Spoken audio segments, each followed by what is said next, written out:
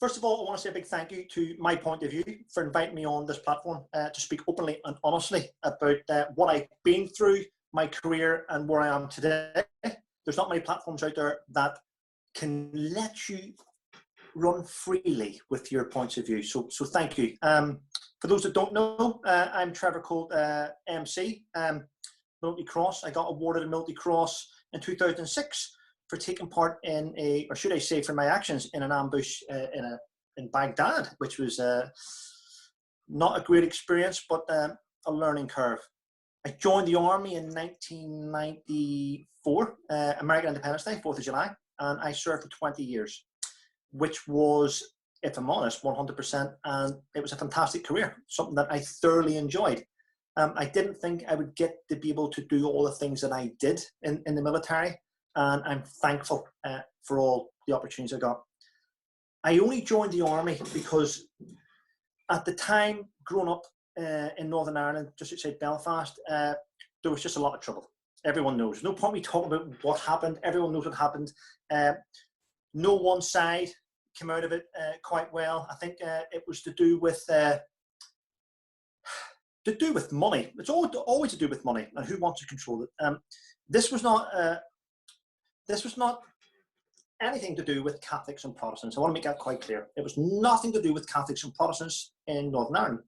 It was to do with nationalists and loyalists, which were breakaway foundations or breakaway parts of the culture which wanted to control the country. And it led to lots of different groups of terrorism coming up, many adults joining it, and a lot of places became no-go zones in Belfast and around the border, and which was quite a shame because one of the places where my parents used to take me was a place called Marble Arch Caves, right out at the other side of Northern Ireland.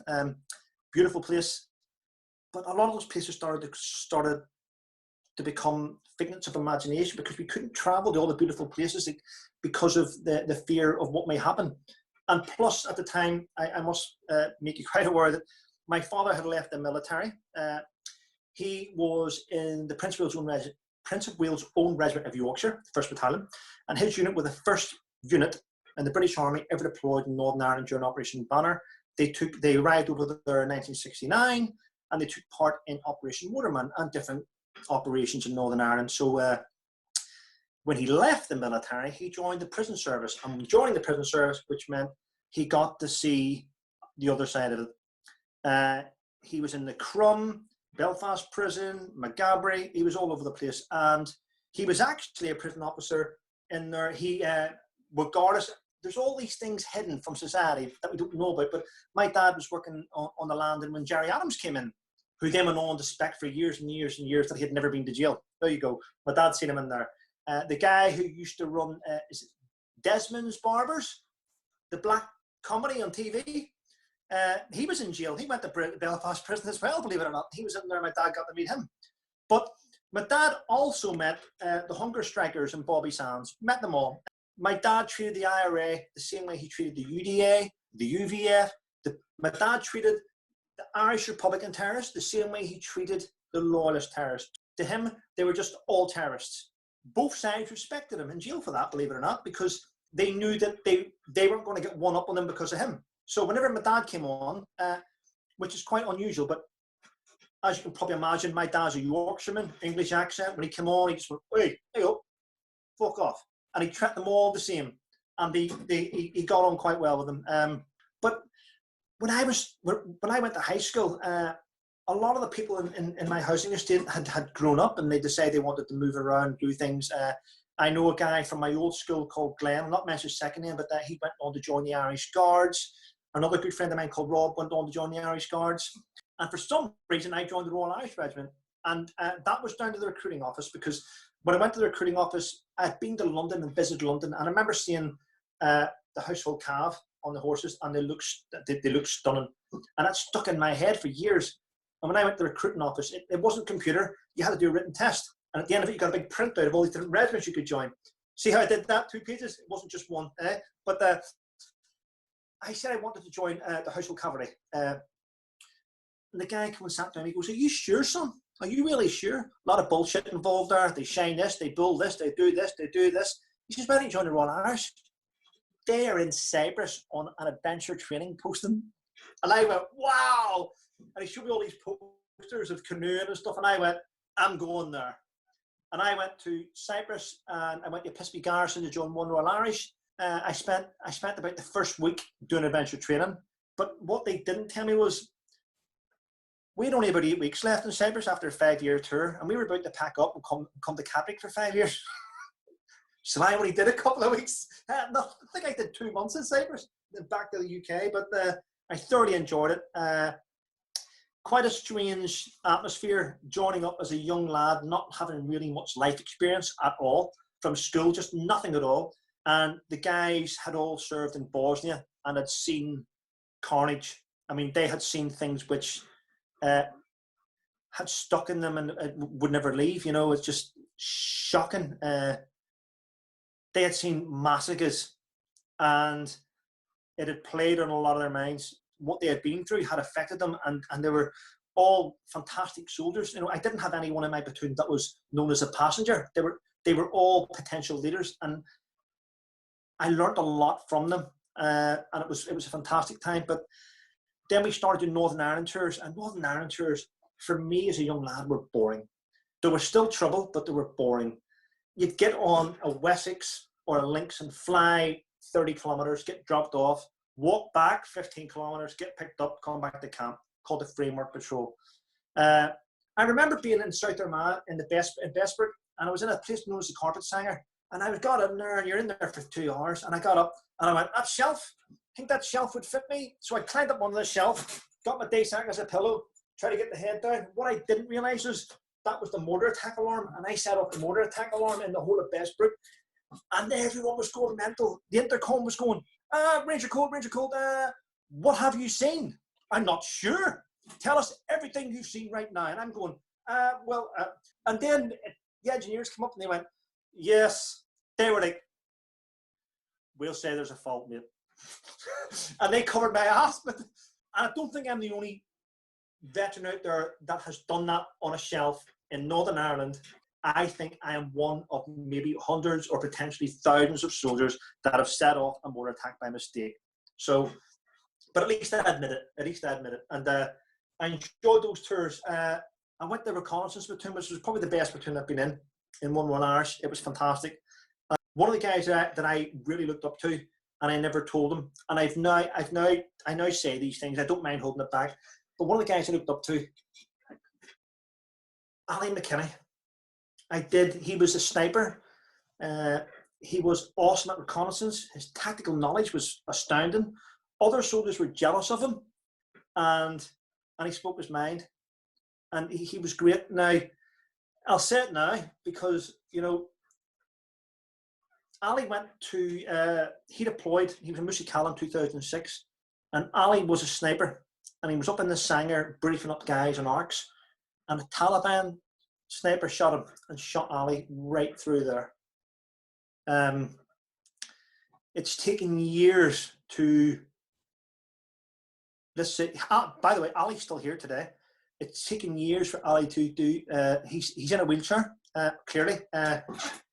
Massive impact on his life. He's been in a wheelchair now for 14 years, and he's only just started using hands and things again. He can't walk, and you know, and for a guy to have so much knowledge and to be the envy of people, to then be cast aside as a fucking waste of space, you're not needed. And that's the reality. That is the reality of being injured in the British Army.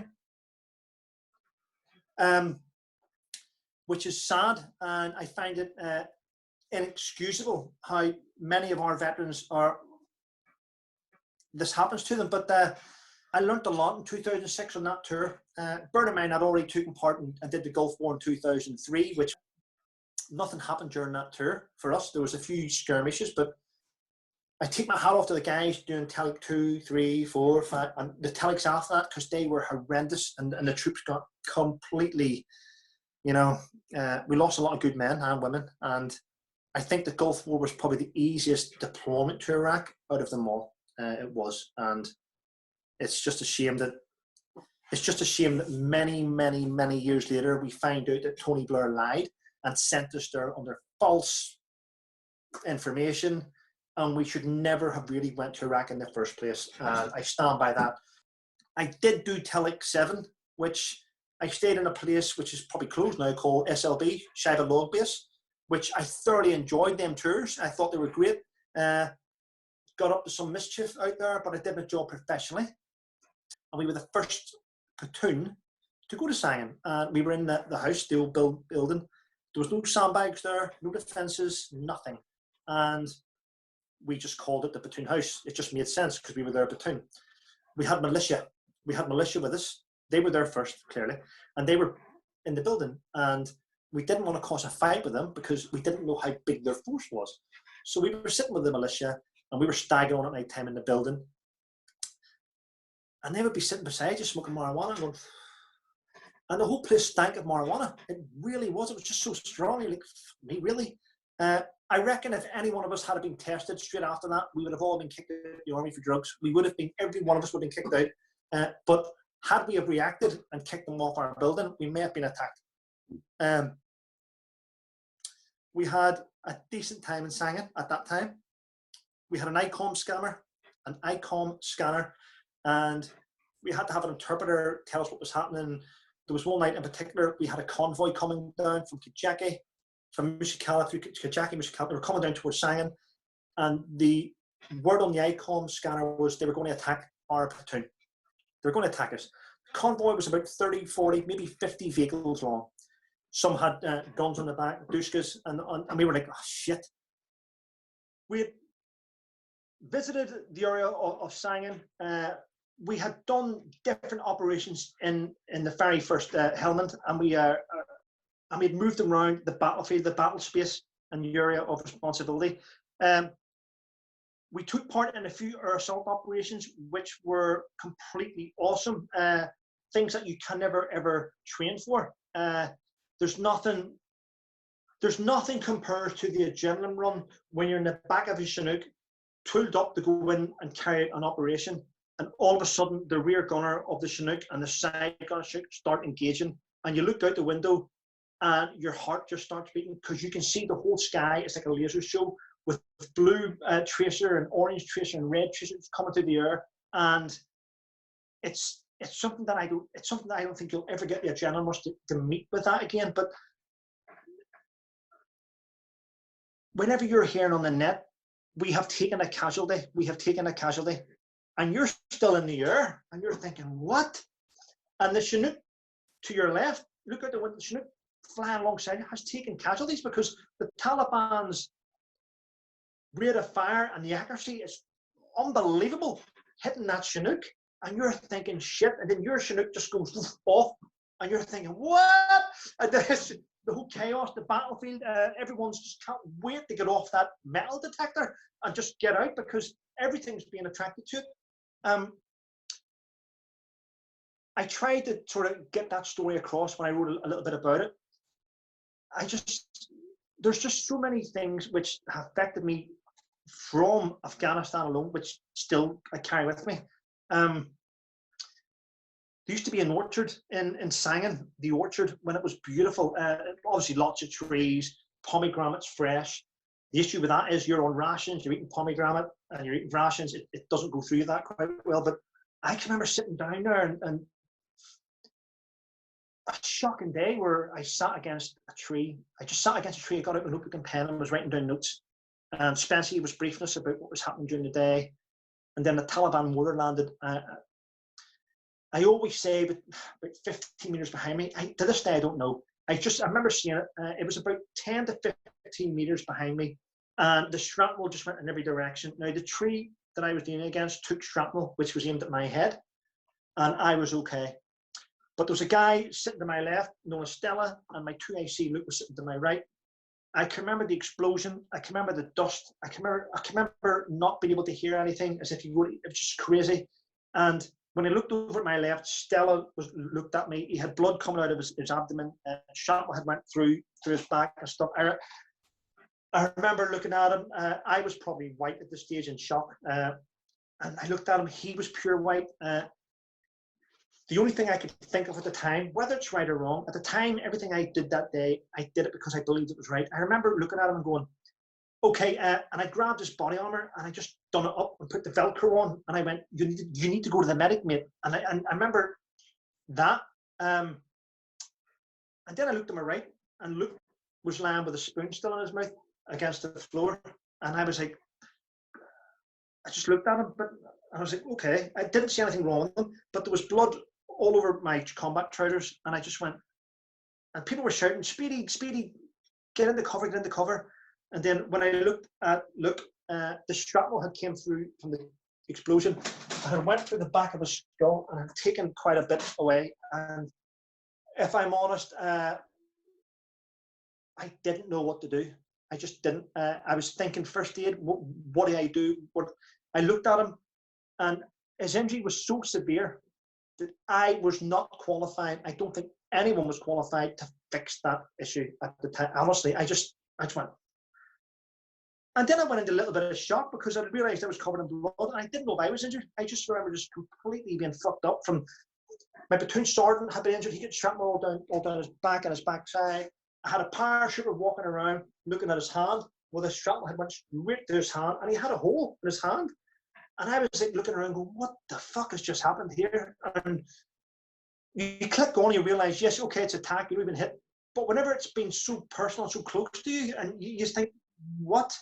And you look down at a guy who is well, he's gone. In my eyes, he was gone. Whenever you look at someone's back of the head, you see the shrapnel in the head and head open and the metal, and you know, we're not stupid, we know what's going into the brain. I've had a lot of great soldiers, their influence has impacted on me, and I've learned something from each of them. You can't guarantee to go out on a patrol, and you can never guarantee to come back in without incident. Just before I'm about to deploy to Afghanistan, I get called into the CO, and he says, Trevor Coult, just to let you know that you'll be representing One Royal Irish on St. Patrick's Day this year. And I'm like, really? Where? He goes, in the White House with President Bush. And I'm like, what? Yep, you'll be representing us. You've got a military cross. This has been a bit of a battle to get you here. And I'm like, okay. And all the other officers were going, fuck me, don't send him. He's fucking nuts, right? And they're like, but they sent me, and I went across. I got given a presidential seal from President Bush in the Oval Office. I went across with another officer. For some reason, people kept saying I was an officer. I wasn't an officer. I was a full screw. But I went across, and here's the weird thing about going across to the White House. Well, the whole thing's weird, but when you're on a plane flying to the US, and you're sitting next to Alex Maskey, an ex-IRA bomber, who's also been invited to the White House, you start to think, this is surreal. But yeah, I went across. It was just a complete surreal experience where I went up to the side of the White House, the West Wing, and I buzzed. Hello, can we help you? Hi, I've got an appointment with the president. Who else gets to say that? You know what I mean? And the different types of things I've been involved in operations, the carnage that I've seen, the life of great people that have been killed, and the way it affects them did affect my mental health. I ended up getting medically discharged in February 2015 with PTSD. I had a bit of a breakdown, but I couldn't remember teaching lessons. I was teaching a lesson with the orders lesson, which I now know is Spottiga. I'm not going to go through it, but I forgot everything. My mental health deteriorated. I had trouble sleeping and stuff. And I went through, and I seen a great lady called Leslie Perry, who's a psychiatrist. And I went through the CPN side of things, ushered out with a letter from the Secretary of State saying, we know you've got PTSD, but your house belongs to the MOD. You've got 2 weeks to leave, or you're going into sheltered accommodation. That affected me because not only did I lose my job, I lost my home. And I started to take on, I needed a meaning, a focus, and I took on it to do with mental health and veterans. And I was very lucky that this would never have happened had I have not been given the Military Cross, because I used my Military Cross to get to be heard in the media. I met Sean Raymond, who's an awesome journalist who was a captain in 2 Para, and today me and him are like that still. We still chat. We used 2018 and 2019 where we campaigned, and every single weekend there was a story in the Sunday Mirror or the Sunday People about PTSD and mental health. We fought the campaign. I realised that those leaving the armed forces with mental health issues were getting a thing called an interim payment. They were getting £6,000 lump sum, and they weren't being looked at for 2 years, which I thought was a bit of a shock, because you've just lost 2 years' wages. They give you £6,000, and then they're saying clear off and try and apply for PIP, try and get employment support allowance, and let's see where that goes. And there was nothing to help veterans, and I fought that campaign. I managed to have a lot of good people back me. Prince Harry backed both of our campaigns, and he helped push things. And I remember going down to the MOD and sitting down with General Richard Nugent, and I explained to him about veterans leaving with no job and no homes. And I do believe that in April 2019, we did change things around, so we were successful. And from here on in, veterans, should I say, not veterans, military personnel that are discharged with mental health conditions from the military are now allowed to stay in their married quarters for a year after discharge. So we fixed that. But I was sort of pushed in a direction by lots of veterans to, Trevor, you've got an MC. Can you go and speak to them? Can you go and speak to him? Can you use this medal positively? And I have used it positively. There's a great MP for Berwick called Anne-Marie. And she is fantastic. Now, the thing is, I get on quite well with her. She got in my corner and we were sending each other. I was sending her a direct message on Twitter every single time a veteran took his life. I was sending her the picture, a little write-up.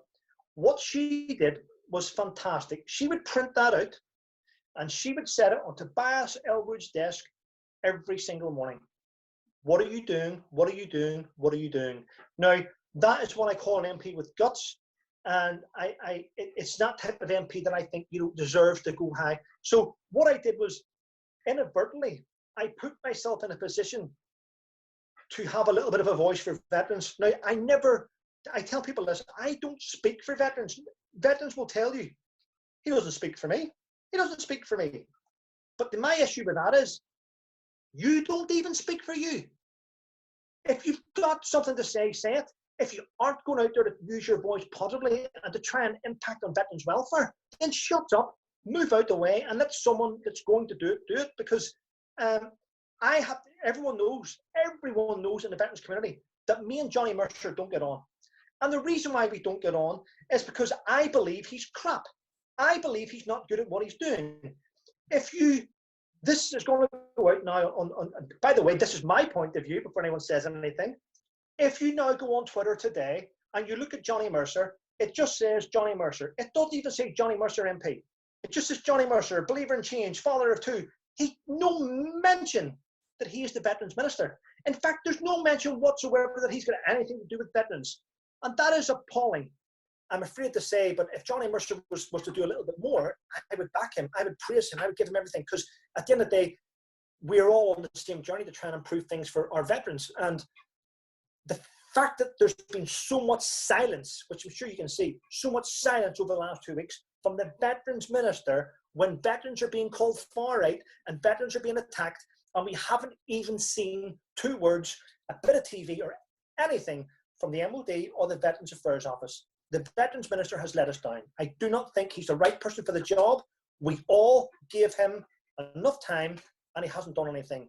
During this lockdown, there's been nothing. There's been literally nothing. Now, the thing is, we are saying, oh, but there's been a lockdown. Yes, there has been a lockdown. However, would you not think that cabinet ministers and ministers in charge of rules are still key personnel? I believe so. We've had, believe it or not, since the lockdown, we have had numerous veterans take their lives. Numerous veterans take their lives. And here's the thing, and then tell me if I'm wrong. The only time Johnny Mercer spoke, or anyone has spoke about veterans, was when Captain, should I say, Colonel Tom Moore was all over the media. Because every single one of them wanted to have that little bit of fame. They wanted to have that little bit of, I'm part of Captain Tom's legacy, and they all uploaded videos. So you can find a minute, in fact, you can find a couple of minutes to upload a video to say how good Captain Tom is, just to keep yourself relevant in the media. but you can't find 5 minutes to put a message out for veterans who are being slated right now all over the world's media about being far-right scum. To me, that's not a leader. Well, as we've seen over the last 2 weeks, we have seen a lot of divide. We've seen a lot of divide in the UK itself from something which was brought in from international, and we're now trying to deal with it here. And it's all about racism and black and white and this and different cultures. Well, it infuriates me, it infuriates the veterans community, because there is no black and white in the veterans community whatsoever. The only colour we all seen, and I keep saying this, is the colour green. We all work beside each other. The Fijians, probably some of the most robust soldiers that I've ever worked with. You know, I've had Ascensionite, Canadians, Gurkhas. I work with a Gurkha company based in Canterbury under Tim Collins, you know. And you know what? We all believe so passionately about the people that went before us and the people that have died and have sacrificed. And the one thing that threw me was, I understand the Metropolitan Police are under a lot of pressure, and I would not want that pressure. They've got so much to deal with, their life's on the line, and I still respect them, regardless of how they've portrayed things the last couple of weeks. But to openly watch people desecrate the Cenotaph 2 weeks ago infuriated me and infuriated the veterans community and the majority of the country, the majority of the UK. We've seen it happen. It was there on camera. Sprays, people trying to set fire to the Union flag. The fact that they weren't grappled off and dealt with there and then infuriated everyone. Now, then we have the media painting us as far-right thugs are now going to go and guard statues. And that broke me, because we don't give a damn about statues. Never have, never will. We do care about war memorials and our cenotaph. The Veterans Cenotaph in the middle of London is a sacred monument. It's important to us. A mosque is important to a Muslim, a church to a Christian, a synagogue to a Jew, the Cenotaph to a veteran, all colours, creeds. So the fact that we're being called far-right thugs because we want to protect that has infuriated the whole country and has turned the people against the media, because veterans are not racists. You can't say a veteran is a racist. You can't say it. You can say a white person's a racist. You can say a black person's a racist. You can't say a veteran's a racist, because a veteran is all colours, creeds, religions. And it pains me and many others to have to go and keep telling people this. And the fact that celebrities are still on social media saying, oh, look at this, far-right thugs guard Cenotaph. No, it's not. No, we all have things that we care about, and to be labelled as basically to be labelled as a piece of shit hurts me and many others. When we look back and we see what's happened in London, I was very privileged on the day last Sunday, whenever it took place in London. I went to London. I worked with individuals off the back of Scotland Yard, and I was able to see veterans on the right looking after the Cenotaph. I seen two barriers. I seen a group of police officers standing in one line, and then there was a gap between the front row of the police and another front row of the police. So there was a gap of no man's land in there. And beyond that, I seen football fans and other individuals that were screaming and singing songs and clapping and cheering. Now, that was one side of it. Had the media have turned their cameras and focused on the Cenotaph, they would have seen veterans standing there, social distancing, along with Metropolitan Police, and behaving. Because, do you know what? Veterans still hold highly to them a thing called values and standards. Solid C. I'm not going to go through the solid C. People can look that up. However, that is how they behaved. Now, what got me was we stayed away from that side of it. Now, I'm not going to label all football fans as thugs, because that would be a wrong thing to do. And I'm not the media, and I would not do that. There was football fans there that were excellent and just sung football songs. That was all they did. However, we have knobheads like Paul Golding, and I'll call him out, who actually brought down Britain First, and there was BNP scumbags that turned up and got amongst the crowd of the football fans and tried to instigate trouble. I can assure you that that was not football fans, and that certainly was not veterans. They were scumbags, and they are not associated with veterans. They're not associated with what we stand for. Here's the thing which I want to point out. I keep hearing the word all over the place, patriot. They're patriots. They're patriots. A patriot means someone that cares for their country. When you care for your country, you abide by the law, and you respect the people that provide us security. A patriot is not somebody who assaults a police officer. That is not a patriot. That's a scumbag. That is a scumbag. We need to make sure that's quite clear. We had nothing to do with those people. Those people went to London to antagonize the police and cause trouble and to stir up hatred. They're just as bad as the other side's Antifa. This has nothing to do with black and white people. This is to do with both sides having groups of scumbags that are trying to tarnish and get everyone to fight and cause divide. And it's wrong, because it just shocked me how I was able to sit there and look at CCTV cameras and find out what was happening. On my phone on that day, I had 3 different veterans in 3 different locations filming what they were seeing and sending it straight through me to WhatsApp and Messenger. And I was looking at that footage. And if you check through my social media, you will find that I was uploading all that footage and saying, look what we're doing now, look what we're doing now. We were the best behaved. But I'm not saying that all veterans are good. Make that quite clear. The assholes that were in my unit are today still assholes as the veterans. And every unit's the same. Every job's the same. Every job you will have great people and you'll have one knobhead who is always getting told off. Life's like that. So to tarnish a whole group of veterans, 4 million of us, for what a group of Britain First did and a group of BNP and all these scumbags did was wrong. And I think the media, and if I'm honest right now, I do think the media have now got a massive uphill struggle to try and rectify what they did at the weekend, because not only is the Sun banned from Liverpool, there's other towns and cities now that don't want it. There's other towns and cities that won't read certain papers. There's tens of thousands of people not switching on to Good Morning Britain because of Piers Morgan. There's hundreds of thousands of people who won't even watch the BBC anymore because of the lies and the way they're pitching things. Our country needs help. Our country needs help right now. It does need help. And the only way to do it, I personally believe, is for newspapers to print an apology, and for newscasters on TV to say, listen, we may have got it wrong with information. We don't say we are wrong, just say we may have got it wrong with information that we got.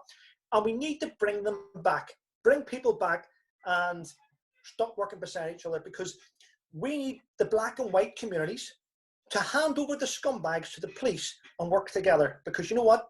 We are stronger together.